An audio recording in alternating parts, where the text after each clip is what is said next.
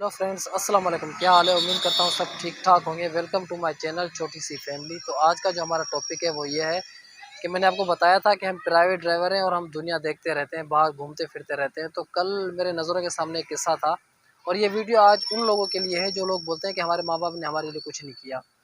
माँ बाप बज़ाहिर बेचारे गरीब होते हैं, वो कुछ उनके लिए दौलत तो नहीं छोड़ सकते, लेकिन ये है कि वो अपने जज्बात ज़रूर कुर्बान उनके ऊपर करते हैं। कल एक बंदा है, उसको तकलीफ़ थी बहुत ज़्यादा, उसकी कोई गुर्दे में पथरी थी, कोई टूट के पेशाब के मिसाने में आ गई थी, उसको शिद्दत से ज़्यादा तकलीफ़ थी।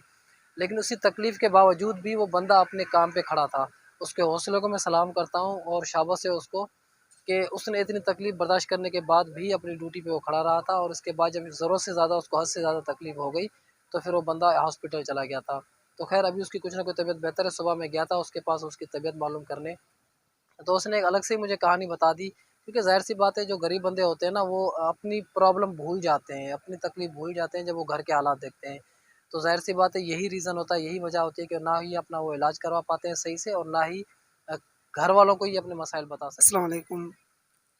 तो रज़ा भाई, कल आपने मेरी हालत देखी थी कि कल बहुत तकलीफ़ थी मुझे। सबसे ज़्यादा आपको पता है कि पत्थरी जब टूट के मसाने में आ जाती है तो फिर बहुत ही तकलीफ़ ज़्यादा हो गई थी कल। उसके बाद फिर मैंने छुट्टी, तो मुझे पता था कि छुट्टी नहीं ले सकता क्योंकि इदारा ही हमारा ऐसा है कि यहाँ पे बाहर जो बच्चे शरारती हैं इंटर वाले, वो करते हरकतें करते गाड़ियों की। तो उसके बाद फिर मैं मजबूर हो के फिर चला गया हॉस्पिटल। हॉस्पिटल जब मैं गया तो वहाँ पे जब लोगों के हालात देखे, वहाँ पे भी लोगों को बहुत ज़लील किया जाता है कि कभी कहाँ भगाना कभी कहाँ भगाना। तो गरीब बंदा तो वैसे ही परेशान हो जाता है, एक तो उसको तकलीफ़ होती है।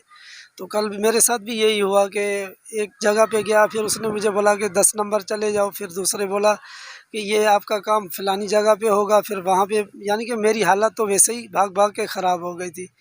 तो उसके बाद फिर मैंने एक्सरा करवाया, लेकिन एक्सरा करवाने के लिए फिर उन्होंने बोला कि सिटी स्कैन एक्सरा होगा आपका।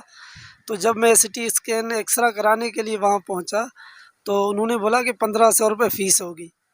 तो गरीब बंदा, मैंने बोला अब मैं क्या करूँ? तो उन्होंने बोला फिर जाके एमएस से हॉस्पिटल का उससे सही करवा के आ जाओ।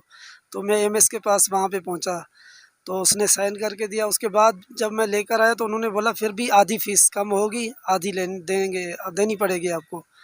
तो फिर आधी फ़ीस मैंने उनको दी, मेरा सिटी स्कैन एक्सरा हुआ।